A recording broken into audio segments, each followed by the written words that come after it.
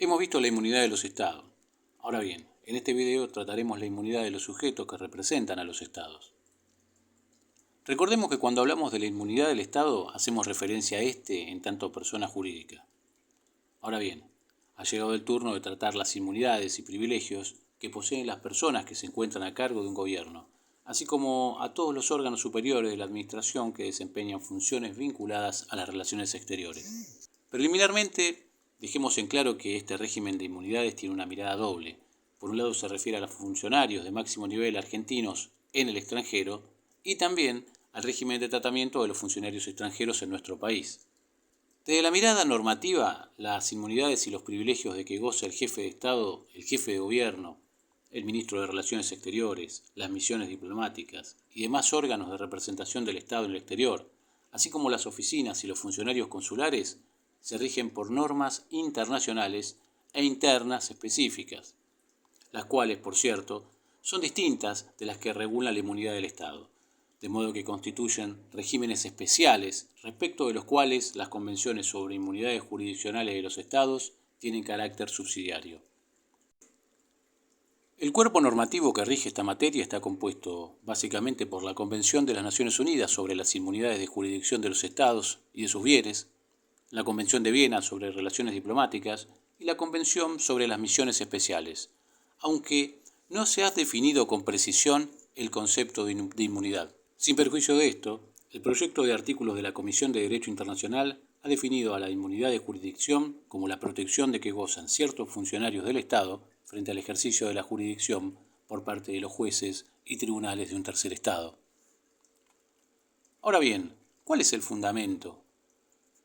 Bueno, este fundamento, que justifica la existencia de un régimen particularizado a favor de este tipo de funcionarios, es el de garantizar el desempeño eficaz de sus funciones, y por ello, el derecho internacional reconoce a los órganos centrales del Estado, encargados de las relaciones internacionales, ciertos privilegios e inmunidades que consisten esencialmente en la inviolabilidad o imposibilidad de ser objeto de arresto o coerción sobre su persona, residencia, propiedades, equipajes o correspondencia, y la inmunidad de jurisdicción. Respecto de los tipos de actos que pueda llevar adelante el funcionario, se ha efectuado una pacífica distinción, tanto en la doctrina como en la jurisprudencia, distinguiendo entre actos de inmunidad ratione personae y actos de inmunidad ratione materiae. Como señala Ricardo Arredondo, la inmunidad ratione personae es el tipo de inmunidad más antiguo. Esta añeja distinción entre la inmunidad ratione personae, inmunidad personal, y la inmunidad ratione materiae, inmunidad funcional, mantiene aún su vigencia en el derecho internacional, ya que la primera cubre al órgano solo en el desempeño de su función, mientras que la segunda, en cambio, lo protege una vez que ha finalizado su mandato. Durante la vigencia de su mandato, el órgano está protegido tanto por la inmunidad personal para cualquier acto realizado por fuera de su función como por la inmunidad funcional para aquellos actos realizados en el marco de sus funciones oficiales. La diferencia es que la inmunidad funcional perdura incluso después de que el órgano completa sus funciones oficiales, mientras que la inmunidad personal finaliza una vez que cesa en sus funciones.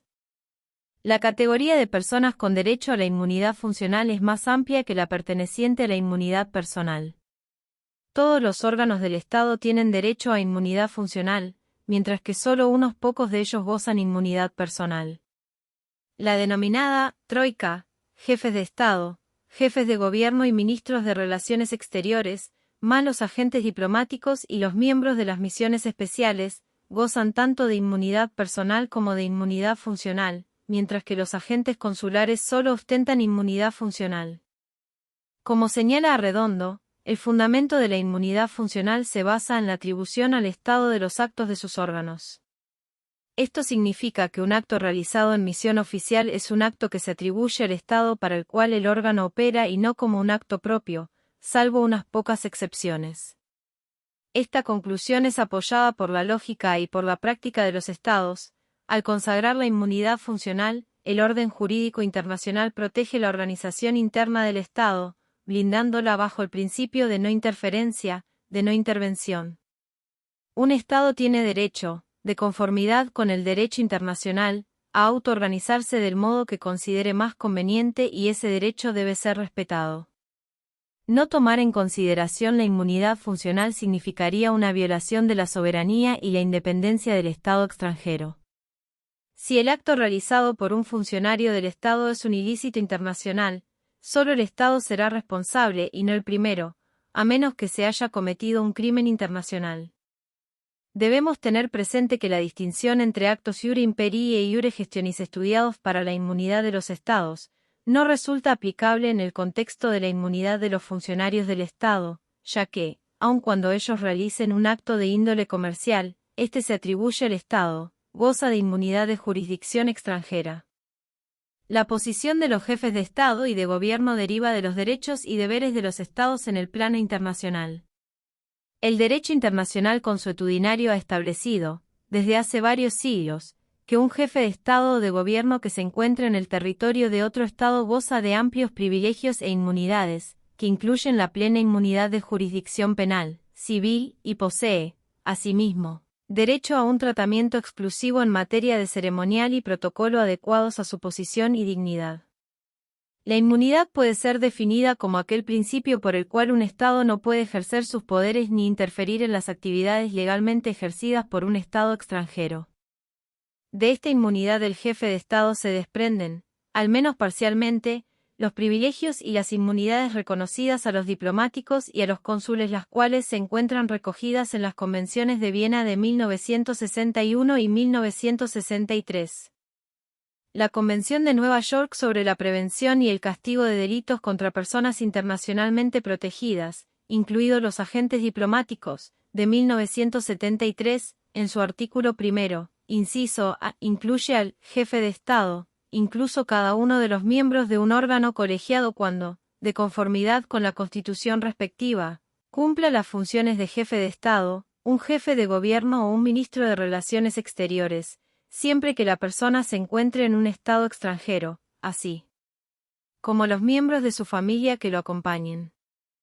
Así entonces el jefe de Estado en funciones tiene derecho a la inmunidad, probablemente sin excepción, de jurisdicción penal y civil. Su residencia, su persona y sus bienes muebles son inviolables.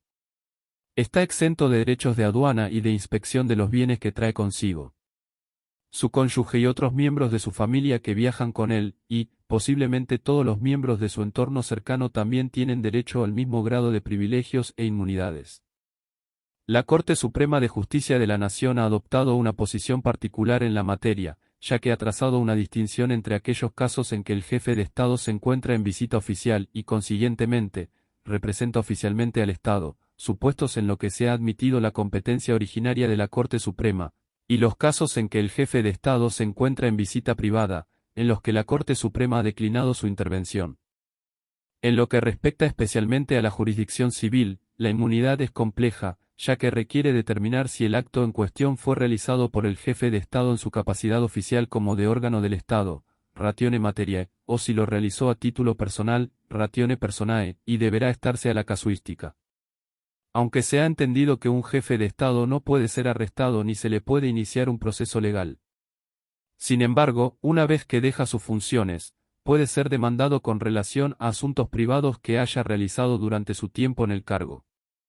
Asimismo, si bien no existen normas claras respecto de si debe extenderse esa inmunidad a los jefes de gobierno, ministros de Relaciones Exteriores u otros altos funcionarios, existe una tendencia a otorgarles el mismo grado de inmunidad, ya que realizan funciones similares en representación de sus estados en las relaciones internacionales.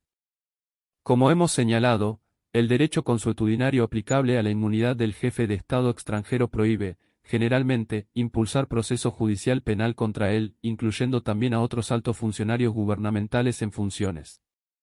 Sin embargo, se advierte una tendencia que admite este tipo de demandas en ciertas circunstancias.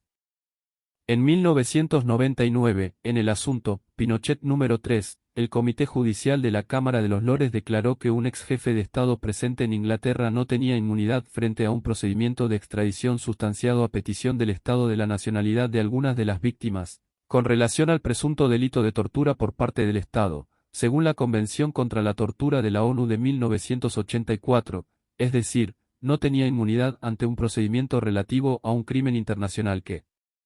involucra la violación de un derecho humano fundamental, a pesar de que haya sido cometido durante el ejercicio de sus funciones y para fines del Estado. Por otra parte, estas mismas normas permiten procesamientos tanto contra ex jefes de Estado como jefes de Estado en funciones y funcionarios estatales si estos juicios son llevados a cabo por tribunales penales internacionales.